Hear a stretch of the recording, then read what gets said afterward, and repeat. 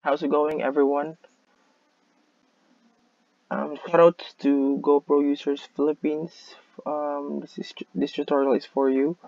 Um, I'd like to also to give a shoutouts to Sir Daryl Hope Silaran. We will be using your picture for this tutorial. In this tutorial, I will show you how to remove the fisheye effect of our GoPro. So first is we need to open Lightroom, Adobe Photoshop, Lightroom Classic. So this is the one editor that I will be using for this tutorial. So first is we need to import the picture that we will be editing. So we will be using Sir Darrell's picture for this tutorial. So this one, check it, and then I will import. So once the picture is uploaded, we will double click it and you will see that there is always a fisheye effect in our action camera. So this particular picture is very easy to develop in Lightroom. It's because uh, Lightroom has presets for our action camera. So to do this, we just go to develop option,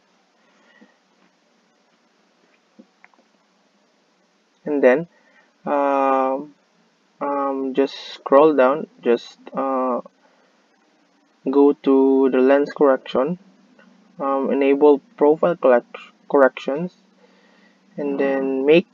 We need to select what camera that we have used. In this case, we go to GoPro, and then as you have noticed, there are now changes on our image based on the model that is being selected after selecting the make. Then we will proceed into Hero 5 Black, and then I you need to know what profile you've used on that picture. So in this case, I am assuming that our co-member here used a wide FOV. So when we click wide FOV, as you have noticed, that it automatically removes the fisheye effect. But as you have noticed, the horizon here is not really aligned. So you can go also to transform option in Lightroom, and then you just adjust the rotation in this case. So as you have noticed, when we select rotate, we hover rotate, you can see grid lines in your picture. This will help you on to identify the straight lines that you need to achieve. So in this case, we will just increase the rotation. Oh no, sorry, but that decrease, so that we can achieve the straight line, straight horizon that we need to the picture. And then good.